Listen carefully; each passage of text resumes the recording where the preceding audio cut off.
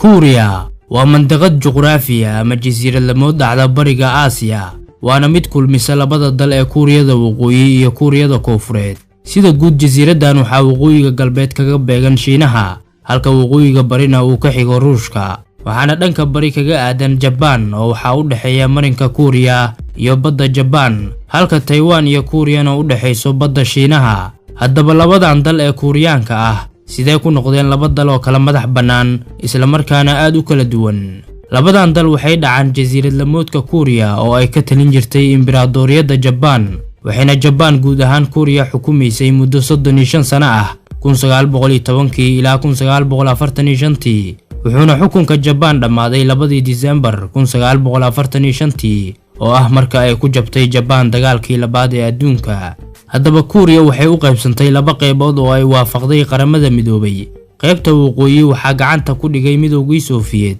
halka koonfurtuna hoos tagtay Mareykanka waxaana la aasaasay Kuuriyada Waqooyi ee madaxa bannaan ilaa maanta kadib markii ay ciidamadii midowgii Soviet isaga baxeen waqooyiga jasiirad lamoodka Kuuriya 1948 waxaa jiray dadaalo lagu doonayay in Kuuriya la mideeyo laakiin madaxweynihii koonfurta Kuuriya Syngman Rhee ayaa ahaa mid u qidmeynayay aragtida Mareykanka Kuuriyada Waqooyi waxay ahayd mid raadisa Kuuriyada Koonfureed isla markaana midnimadu ku weyneed sanad kadib markii ay dal noqotay Kuuriyada Waqooyi waxay isku dayday inay hanato ama la midowdo Kuuriyada Koonfureed laakiin midowgii Soviet garab kama aysan helin maadaama uu Mareykanku joogay Kuuriyada Koonfureed laakiin markii ay ciidamadii Mareykanka ka baxeen Kuuriyada Koonfureed ayay Kuuriyada Waqooyi soo celisay fikirka midnimada laakiin markaan waxay taageero weyn ka heshay hogaamiyihii Shiinaha Moe Zedong oo markaas u dabaaldegayay guulo waaweyn uu gaaray waxayna Kuuriyada Waqooyi ku sii dhiiratay go'aankeeda kadib markii midowgii Soviet uu cadeeyay taageeradiisa 25 Juun 1950 ayuuna bilowday dagaalkii Kuuriya ee socday muddada 3 sano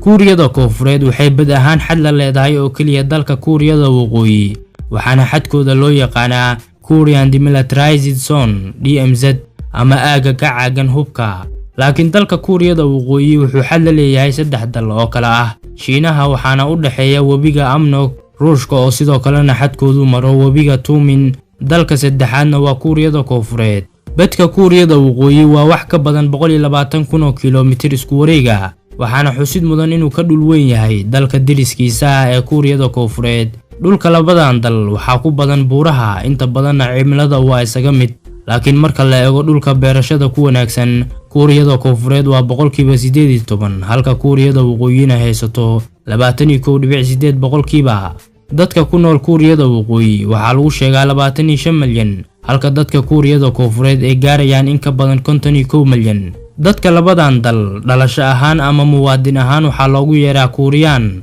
laakiin marka qoomiyad ahaan loo eego Kuuriyada Koonfureed waa Kuuriyaan oo kaliya halka Kuuriyada Waqooyi laga helayo dad asal ahaan ka soo jeeda Shiinaha iyo Japan 25 milyan ee Kuuriyada Waqooyi ma ahan kuwa horumar iyo xorriyad ku naalooda halka dadka Kuuriyada Koonfureedna yihiin kuwa horumar la saaxiiba dunidana hal abuurkooda laga garanayo balse waxay ku faanaan 25 milyan ee Kim Jong Un ku daba fayshan in dalkoodu 6 jeer tijaabiyay hubka nuclearka isla markaana yihiin quwad difaacooda ku filan I escaped North Korea when I was 13 years old. sidaasi oo ay tahay dad baa jira aan ku qancin sheekadan isla markaana u goosteen dhanka koonfurta Kuuriya waxaa la sheegaa inta badan dadka Kuuriyada Waqooyi inay ka hooseeyaan qadka faqriga waxayna shaqaaluhu intooda badan ku shaqeeyaan lacag u dhaxaysa $2 ilaa $3 bishii dastuurka Kuuriyada Waqooyi gaar ahaan qodobka 86 wuxuu sheegayaa in difaaca qaranku yahay shaqada iyo sharafta ugu weyn ee muwaadiniinta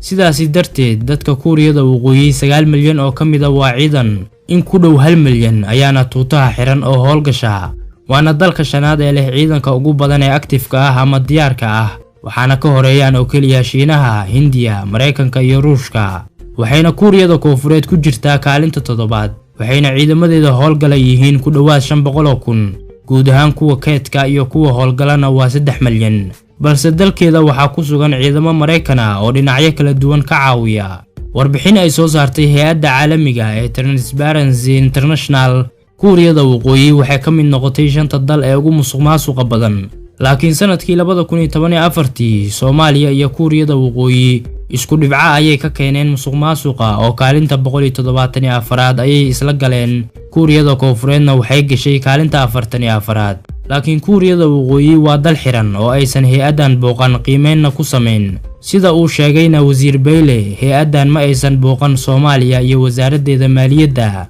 dadka kuuriyada waqooyi waxaa ku waajiba inay u jartaan tinta habab gooniya oo loo ogol yahay. laakiin ragga kuuriyada koonfureed waa kuwa ku caan ah marsashada make-upka ama isnaashnaashida iyo fashionka. haddii aan dul istaagnana labada caasimadood ee dalalkan, Pyongyang oo ah caasimadda kuuriyada waqooyi waxaa ku nool dad gaaraya 3 milyan. qof walba oo muwaadinana looma ogolo inuu dego. muwaadinkii rabana inuu dego caasimadda waxaa jiraan shuruudo dhowr ah oo laga doonayo, sida inuu caafimaad qabo isla markaana aqoontiisu sareyso. sidoo kale looma ogolo qof walba inuu gaari iibsado, waana sababta ay u bannaan yihiin jidadka waaweyn ee Pyongyang. dhanka kale, Seoul oo ah caasimadda kuuriyada koonfureed waxaa ku nool ku dhawaad 10 milyan, waxaana degan qaar ka mid ah shirkadaha ugu waaweyn caalamka sida Samsung iyo LG. Seoul waa magaalada afraad ee ugu qanisan caalamka, waana mid ka dhaqaale badan haddii la isku daro labada dal ee ugu dhaqaalaha badan Afrika ee Nigeria iyo South Africa. boorarka xayeysiimaha ee suran jidadka Seoul waa kuwa ganacsi, laakiin jidadka Pyongyang waxaa lagu arkaa oo kaliya boorar ama sawiro lagu xayeysiinayo nidaamka iyo hogaamiyaasha dalka soo maray. Pyongyang iyo Seoul waxay kala yihiin sida laba qol oo isku dhagan, isla markaana mid lagu sameeyo hub ciidanna lagu tababaro, isla markaana la moodo mid qadiim ah, halka qolka kalena yahay mid wada miyaarada ah oo ay tiknoolajiyadii ka muuqato. dhan kale haddii aan ka eegnana labadan dal, kuuriyada waqooyi waxaa laga helaa hal masjid oo kaliya oo lagu magacaabo Al-Rahman, waxaana dhistay dowladda Iiraan. xitaa ma ahan masjid uu qof walba ku tukan karo, maxaa yeelay wuxuu ku dhex yaalaa gudaha safaaradda Iiraan. kuuriyada waqooyi masjidka kaliya ee laga helo waa masjid ay Shiica leedahay, isla markaana ku dhex yaala safaarad, taasoo la mid ah inaan kuuriyada waqooyi laga helin hal masjid oo sunni ah. laakiin muslimiinta kuuriyada waqooyi waxaa tiradooda lagu sheegaa 3,000. dalka dhiggiisa ah ee kuuriyada koonfureed waxaa laga helaa dhowr masaajid oo waaweyn, waxayna muslimiinta kuuriyada koonfureed gaarayaan 100 ilaa 200 oo kun. waxayna dowladda kuuriyada koonfureed bisha Ramadaan xaflad afur ah u qabataa muslimiinta dalkeeda ku sugan, waxayna xafladan afurka ah bilowday 2004. kalendarka kuuriyada koonfureed waa midka miilaadiga, sanadka ay ku jiraanna waa 2019. laakiin kuuriyada waqooyi kalendarkan lagama ogolo oo waxaa jira mid u gooniya. kalendarka kuuriyada waqooyi waxaa lagu magacaabaa Juchi, wuxuuna ka soo bilowdaa sanadka uu dhashay Kim Il Sung oo ah aasaasaha kuuriyada waqooyi ahna awowga Kim Jong Un. sanadka la dabaqay ama la hirgeliyeyna waa 1997. sanadka ay ku jirto kuuriyada waqooyina waa sanadka 108.